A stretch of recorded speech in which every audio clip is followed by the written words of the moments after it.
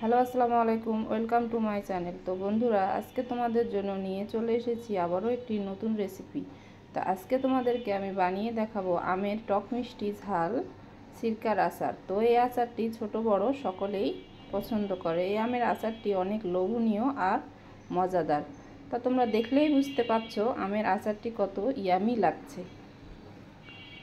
তো রোদে মেলে দেওয়ার ঝামেলা ছাড়াই এই আচারটি কিন্তু আমরা চুলায় তৈরি করতে পারি। তো চলো বন্ধুরা, আমরা এখন এই আমের আচারটি তৈরি করতে চলে যাব। তো প্রথমে আমি এখানে কাঁচা আম নিয়েছি। তো এখানে আমি ফজলি আম নিয়েছি।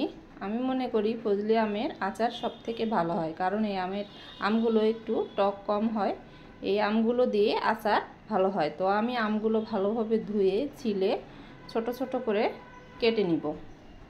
তো এই যে আমি এইভাবে কেটে নিয়েছি। খুব বেশি মোটাও করিনি, আবার খুব বেশি পাতলাও করিনি, কারণ বেশি পাতলা করলে আমগুলো আচার করার সময় গলে যাবে। তো এবারে আমি একটি কড়াইয়ে 1 কাপ চিনি দিয়ে নিব। তো এই যে আমি এখানে 1 কাপ চিনি দিয়ে নিয়েছি। এখন আমি এখানে আদা কুচি দিয়ে নিব। তো এই যে আমি আদা কুচি দিয়ে নিলাম। তারপরে 2টি তেজপাতা দিয়ে নিব। তারপরে শুকনো মরিচ দিয়ে নেব 4-5টির মতো। তারপরে কয়েকটি গোলমরিচ দিয়ে নিব। এবারে আমি পানি দিয়ে একটি পাতলা শিরা তৈরি করব। তো পাতলা শিরা তৈরি করে নিচ্ছি। আমি চুলার তাপ একদম হাই হিটে রাখবো। তো এই যে শিরা আমার বলক এসে গেছে। এখন আমি পাতলা শিরা আমার হয়ে গেছে। এখন আমি আমের ঝুড়িগুলো এর মধ্যে দিয়ে নিব। তা আমি আমগুলো দেওয়া হয়ে গেছে। এখন আমি বেশ কিছুক্ষণ এভাবে রেখে দিব। তো আমগুলো যখন 95 সেদ্ধ হয়ে যাবে, 95-এর মতো সেদ্ধ হয়ে যাবে, তখন এরকম একটি চামচ দিয়ে আমি 2 চামচের মতো সিরকা এখানে দিয়ে নিব। তো সিরকা দেওয়া হয়ে গেছে। সিরকা দিলে আমটি শক্ত হয়ে যাবে, আচার করার সময় গলে যাবে না। আমের আচারটি ঝরঝরে এবং খুব সুন্দর একটা চকচকে ভাব আসবে। তো আমি কিছুক্ষণ এভাবে সিরকা দিয়ে ফুটিয়ে নিব, 5 মিনিটের মতো ফুটিয়ে নিব। তারপর আমি একটি চামচের সাহায্যে এভাবে ছেঁকে ছেঁকে আমগুলো সুন্দরভাবে তুলে নিব। তো এই যে আমি আমগুলো তুলে নিচ্ছি।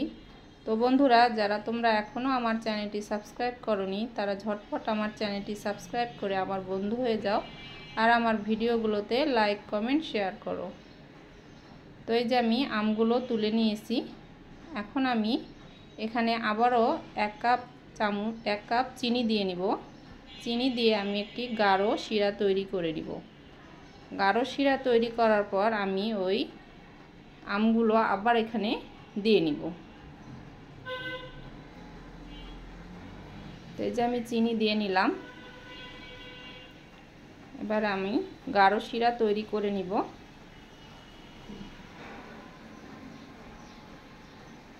তো আমগুলো আমি এখানে দিয়ে নিয়েছি। এখন আমি চুলার তাপটি একদম কম করে রাখবো। আস্তে আস্তে আমার আমের আচারটি সুন্দরভাবে হয়ে যাবে এবং এই রসগুলো একদম আমের সাথে ভালোভাবে লেগে যাবে।